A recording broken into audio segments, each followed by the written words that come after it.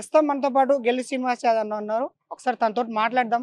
అసలు ఈ జూబ్లీస్ కాన్స్టిట్యూన్సీలో ఎవరు గెలవబోతున్నారని చెప్పేసి తెలుసుకుందాం. నమస్తేనా, ఎట్లా ఉంది ఇక్కడ? జూబ్లీస్లో ఈసారి మళ్ళీ బీఆర్ఎస్ పట్టే గులాబీ జెండా ఎగరేయబోతా ఉన్నది. గోపీనాథ్ గారి మిస్సెస్ సునీతమ్మ గారు ఇవాళ ఇక్కడ ఎమ్మెల్యే కాబోతా ఉన్నారు. ఎందుకంటే మేము చాలా ఏరియాలో మేము తిరుగుతాను. యూసఫ్గూడ కానీ, రైమత్ నగర్ కానీ, బోరబండ కానీ, ఎర్రగడ్డ ఇవన్నీ తిరుగుతుంటారు. అందరూ ఏమంటున్నారు అంటే ఖచ్చితంగా బీఆర్ఎస్ పార్టీ గెలవాలి. మేము ఇక్కడ చూసేది కేసీఆర్ని చూస్తున్నాం. ఎందుకంటే కేసీఆర్ గారు ఉన్నప్పుడే హైదరాబాద్లో అభివృద్ధి జరిగింది. ఇవాళ రేవంత్ రెడ్డి వచ్చిన తర్వాత ఎన్నో ఉదరగొట్టే హామీలు ఇచ్చిండు. మా పిల్లలు చాలామంది చదువుకున్నారు, వాళ్ళకు ఉద్యోగాలు ఇస్తుందని చెప్పి నిరుద్యోగ వృత్తి ఇస్తా అని చెప్పారు. ఇంతవరకు నిరుద్యోగ వృత్తి లేదు. ప్రభుత్వం ఏర్పడి 23 నెలలు అయింది, నిరుద్యోగ వృత్తే లేదు. ఇంకెప్పుడు ఇస్తాడు? ఉద్యోగాలు లేవు, ప్రభుత్వ ఉద్యోగాలు లేవు, ప్రైవేటు ఉద్యోగాలు లేవు. అదిగో ఇదిగో ఉద్యోగాలు అన్నాడు, జాబ్ క్యాలెండర్ అన్నాడు. అసలు జాబ్ క్యాలెండర్ పేరు మీద ఉద్యోగాల భర్తే లేదు. కాబట్టి ఖచ్చితంగా కాంగ్రెస్ పార్టీ అభ్యర్థిని ఓడిస్తాం, మేము బీఆర్ఎస్ని గెలిపిస్తామని చెప్పి ఇక్కడ జూబ్లీస్లో ప్రజలు చెప్తూ ఉన్నారు. డైరెక్ట్ సీఎంఏ వచ్చి ఇక్కడికి ప్రచారం చేసిరు. ఇంతవరకు ఎప్పుడు చేయలేదు, ఎవరు రాలేదు, ఏ సీఎం రాలేదు అని చెప్పేసి అంటున్నారు. అది మన ప్లస్ అయ్యే అవకాశాలు ఉన్నాయని చెప్పి ఇప్పుడు కేటీఆర్ గారు ప్రచారం చేస్తారు కాబట్టి ముఖ్యమంత్రి గారు ప్రచారం చేయాలనుకుంటున్నారు ప్రతిరోజు. కేటీఆర్ గారితో పోటీ పడినంత దమ్ము ఇవాళ రేవంత్ రెడ్డికి ఉన్నదండి. కేటీఆర్ హైదరాబాద్ ఒక ఐకాన్గా వివరించిండు. అసలు ఒక లీడర్షిప్, ఒక గ్రేట్ లీడర్షిప్ ఇవాళ కేటీఆర్ గారు. ఆయనతో పోటీ పడినంత దమ్ము ఈయనకు ఉన్నదా? అసలు హైదరాబాద్ డెవలప్మెంట్ మీద ఎప్పుడైనా రివ్యూ మీటింగ్ పెట్టిండా? ఇవాళ విద్యాశాఖ మంత్రిగా ఇవాళ రేవంత్ రెడ్డి గారు ఎప్పుడన్నా విద్యాశాఖ రివ్యూ మీటింగ్ పెట్టిండా? హైదరాబాద్లో 1 కోటి జనాభా చదువుతున్నారండి. ఇవాళ ఎడ్యుకేషన్ ఇన్స్టిట్యూషన్స్ గవర్నమెంట్ ఎస్టాబ్లిష్ చేసిండా? బాసరా త్రిబుల్ ఐటీ లాంటి కట్టిస్తా అని చెప్పిండు. ఒక 4 కొత్తవి కట్టిస్తా అని చెప్పిండు. ఒకటన్నా దానికన్నా శంకుస్థాపన చేసిండా? కాబట్టి ఎవరు నమ్మతలేరు రేవంత్ రెడ్డిని. అంటే నవీన్ యాదవ్ ఇక్కడ లోకల్ అని చెప్పేసి అంటున్నారు. లోకల్ కాబట్టి ఆయనకు కొంతవరకు పలుకుబడి ఉంది. ఆ విధంగా నవీన్ యాదవ్కు ఓట్లు ఎక్కువ పడే అవకాశాలు ఉన్నాయని చెప్పేసి అంటున్నారు. ఇప్పుడు నవీన్ యాదవ్ కూడా గతంలో లోకలే కదా, ఇప్పుడు కాదు కదా. 2 సార్లు పోటీ ఇచ్చినప్పుడు లోకల్నే అన్ని ఓట్లు పడ్డాయి. గోపీనాథ్ గారిని గెలిపించారు. 3 సార్లు గెలిచిండు గోపీనాథ్ గారు. ఇక్కడ ఏంటంటే అభివృద్ధి దేశ పార్టీకి పట్టం కట్టడానికి ప్రజలు సిద్ధమైపోయారు. ఇవాళ బీఆర్ఎస్ పార్టీ ఉంటేనే అభివృద్ధి జరుగుతుందని చెప్పి గతంలో గోపీనాథ్ గారిని ఎమ్మెల్యే గెలిపించారు. తర్వాత మళ్ళీ గెలిపించారు, మళ్ళీ కూడా గెలిపించారు. కాబట్టి ఖచ్చితంగా గోపీనాథ్ గారు భార్య సునీతమ్మని ఈసారి ఎమ్మెల్యే గెలుస్తుంది. ప్రజలు గోపీనాథ్ గారి భార్యను ఇవాళ గెలిపించడం సిద్ధమైపోయారు. ఇదే విధంగా సికింద్రాబాద్లో బైపోల్ జరిగినాయి. అక్కడ ఇట్లా బీఆర్ఎస్కి సెంటిమెంటల్గా వాళ్ళ డాటర్ని తీసుకుంటే తను కూడా గెలవలేదు. ఇక్కడ గెలుస్తుందా అని చెప్పేసి మళ్ళీ అంటున్నారు. ఇప్పుడు సెంటిమెంట్ అనేది కాదండి. ఇక్కడ సెంటిమెంట్ అనేది కాకుండా పార్టీని కూడా చూస్తారు కదా. ఇప్పుడు వాళ్ళ గోపీనాథ్ గారు అభివృద్ధి కార్యక్రమాలు చేసిండు. మచ్చలేని మనిషి గోపీనాథ్ గారు ఈ నియోజకవర్గంలో. వారి భార్య సేమ్ అదే ఓటింగ్ కొనసాగిస్తారనే నమ్మకంతో మా పార్టీ వాళ్ళ సునీతమ్మకు టికెట్ ఇచ్చింది. బీఆర్ఎస్ పార్టీ వాళ్ళకి అండదండగా ఉన్నది. ఖచ్చితంగా పార్టీ కార్యకర్తలు కూడా ఆమె గెలుపు కోసం వీళ్ళ కృషి చేస్తూ ఉన్నారు. ప్రజల ఆశీర్వాదం ఉన్నది. ముఖ్యంగా బీఆర్ ఇంత పెద్ద పార్టీ అండగా ఉన్నది కాబట్టి ఖచ్చితంగా ప్రజలు ఇలా ప్రభుత్వం మీద వ్యతిరేకత ఉన్నది. కాంగ్రెస్ పార్టీని నమ్మే పరిస్థితి లేదు. కాబట్టి బీఆర్ఎస్ పార్టీకి ఓట్లేసి గెలిపిస్తారు. ఎందుకంటే ఇవాళ ఈ హైదరాబాద్ డెవలప్మెంట్ కొనసాగాలంటే, ఇక్కడ కంపెనీస్ అన్ని ఇక్కడనే స్థిరంగా ఉండాలంటే, ఇక్కడ చదువుతున్న యువతకు కానీ ఇక్కడ ఉద్యోగాలు రావాలంటే ఖచ్చితంగా బీఆర్ఎస్ ప్రభుత్వం ఉండాలి. ఈ జూబ్లీస్ ఎన్నికలతోని ఇక్కడ ప్రభుత్వాలే మారాయి, కానీ ఒక మెసేజ్ పోతుంది ప్రభుత్వానికి, ఒక చెక్ పాయింట్ జూబ్లీస్ ఎలక్షన్లు. అందుకనే జూబ్లీస్ ప్రజలు, రాష్ట్ర ప్రజలందరినీ భవిష్యత్తును దృష్టిలో పెట్టుకొని బీఆర్ఎస్ పార్టీ గెలిపించి కాంగ్రెస్కు చెంపదెబ్బ చెల్లు అనిపించే విధంగా తీర్పునిస్తే రేపు అందరూ వాళ్ళు ఎక్కడ తప్పులు వేస్తున్న విషయం కాంగ్రెస్ పార్టీకి అర్థమైపోతుంది, ముఖ్యమంత్రి రేవంత్ రెడ్డికి అర్థమైపోతుంది. కాబట్టి ప్రజలు ఇవాళ బీఆర్ఎస్ పార్టీకి పట్టం కడదామని చూస్తున్నారు.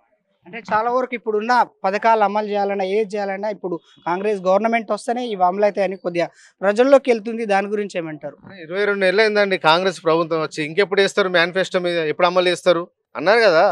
100 రోజులలో చేస్తా అని చెప్పారు. 6 గ్యారెంటీలు 100 రోజులు అమలు చేస్తా అని చెప్పారు. చేసిర్రా? పోనీ ప్రజలు సంవత్సరం వెయిట్ చేసిర్రా? మా కేసీఆర్ గారు అన్నారు, మీరు ఒక 1 ఇయర్ వాళ్ళని ఏం అడగకురి, చూద్దాం, వాళ్ళకి టైం ఇద్దాం. 100 రోజులు కాదు, 1 ఇయర్ కూడా టైం ఇద్దాం అన్నారు. సార్ చెప్పినట్టు మేము 2 ఏళ్ళు అయినాం, ఇప్పటివరకు అయినా వాళ్ళు సోయలేదు.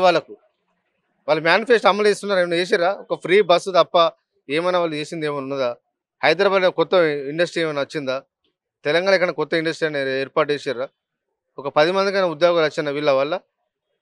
కొత్త ఉద్యోగ నోటిఫికేషన్లు ఏమైనా ఇచ్చిండా?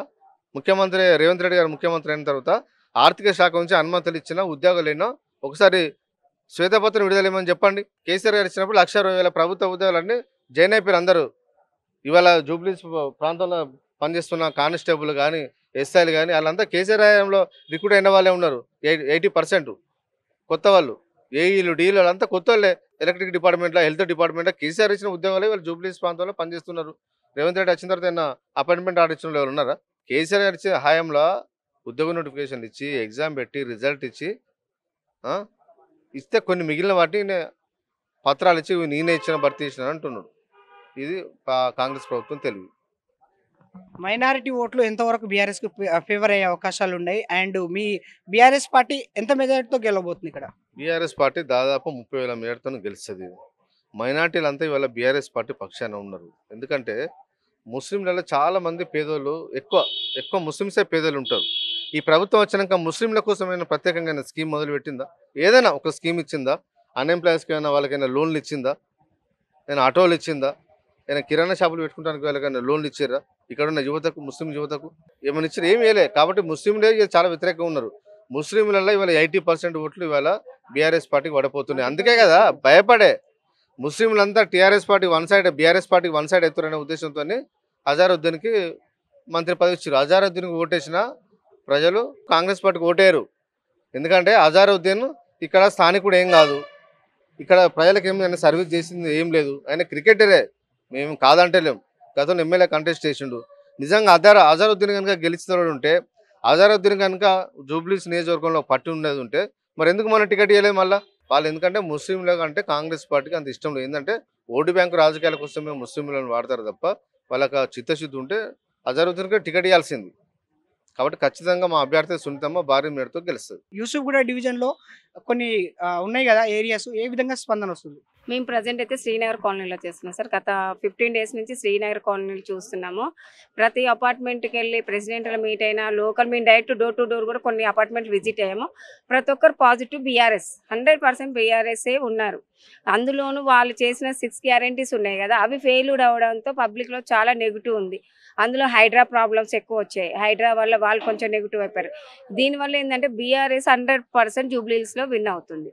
ఇది మాత్రం ఖచ్చితంగా మాకున్న గ్రౌండ్ రిపోర్ట్ మొత్తం మాకు ఇప్పటి వరకు ఒక్క పర్సన్ అన్న నెగిటివ్ బీఆర్ఎస్ అని చెప్పిన పర్సన్, అందులోనూ గోపీనాథ్ సార్ చేసిన సేవలు కూడా వాళ్ళకి చాలా గుర్తు ఉన్నాయి. అంటే మేము లోకల్ కాకుండా అన్లోకల్ నుంచి వచ్చి మేము చేస్తున్న సర్వేలో కూడా మాకు తెలిసింది ఏంటంటే ఇక్కడ ఎమ్మెల్యే చేస్తున్న వర్క్ ఏందనేది వాళ్ళే చెప్తున్నారు మాకు. ఎమ్మెల్యే ఆయన అంత సపోర్ట్ చేశాడు, కేసీఆర్ సార్ చేశారు, మళ్ళీ కేటీఆర్ సారు ప్రతి దానికి మేము ట్విట్టర్లో పోస్ట్ చేసి ఆయన స్పందించాడు. అదన్నీ వాళ్ళు చెప్తున్నారు మాకు. చెప్తుంటే మాకే చాలా ఆహా ఇంత చేశారా సార్ వాళ్ళు, ఇక్కడ ప్రతి ఒక్కరికి రీచ్ అయ్యారు. వీళ్ళు రీచ్ కాలేదని వీళ్ళు అనుకుంటున్నారు, కానీ జూబ్లీస్ ప్రతి ప్రజలకి కేటీఆర్ సారు, కేసీఆర్ సారు ట్విట్టర్లో రీచ్ అయ్యారు. 100% మనకు బీఆర్ఎస్ పార్టీనే వస్తుంది. ప్రధానంగా చూసుకుంటే కాంగ్రెస్ అనేది ఇప్పుడు ప్రస్తుతం మనకు అధికారంలో ఉంది. ఆ విధంగా ఆ క్యాండిడేట్ని నిలబెట్టిరు. అదే రకంగా వాళ్ళకు ఓట్లు వచ్చే అవకాశాలు లేని చాలా వరకు వాళ్ళు అంటున్నారు. నవీన్ యాదవ్ గెలుస్తే అని చెప్పేసి ఇట్లా కొన్ని వర్గాలు చెప్తున్నాయి. దాని గురించి మీరు ఏమంటారు? ఇప్పుడు కాంగ్రెస్ రూలింగ్ పార్టీ అండి, కాదని అనట్లే. రూలింగ్ పార్టీ ఉన్నంత మాత్రం గెలవాలని లేదు కదా. ఏంటంటే వాళ్ళు ఇప్పుడు పబ్లిక్ ఏం చేస్తున్నారు, వీళ్ళు చేసిన 2 ఏళ్ల పాలనలో పబ్లిక్ మొత్తం అర్థమైపోయింది ఇక్కడ కాంగ్రెస్ చేసే వర్క్ ఏంది, మనకేంటి చేసింది కాంగ్రెస్ అనేది. ఒక్క విషయం సార్ సింపుల్గా చెప్తున్నాను, బస్సులు ఫ్రీ లేడీస్ పెట్టారు మాకు, ఓకే, దేనికోసం పెట్టారు, దానివల్ల మాకు ఉపయోగం ఏంటి? ఇంట్లో ఉన్న ఆడవాళ్ళు బయట తిరుగుతున్నారు తప్ప దానివల్ల మాకు వచ్చే ఉపయోగం లేదు. అదే ఎడ్యుకేషన్ పెట్టండి, ఆడపిల్లలకి ఎడ్యుకేషన్ మీద పెట్టండి, మేము ఒప్పుకుంటాం దానికి. లేకుంటే మాకు హెల్త్ పరంగా పెట్టండి లేడీస్కి, దానికి ఒప్పుకుంటాం. ఇప్పుడు ఫ్రీ బస్సులు పెట్టి చేయడం వల్ల మాకు వచ్చింది ఏంటి సార్? దానివల్ల ఏం లేదు.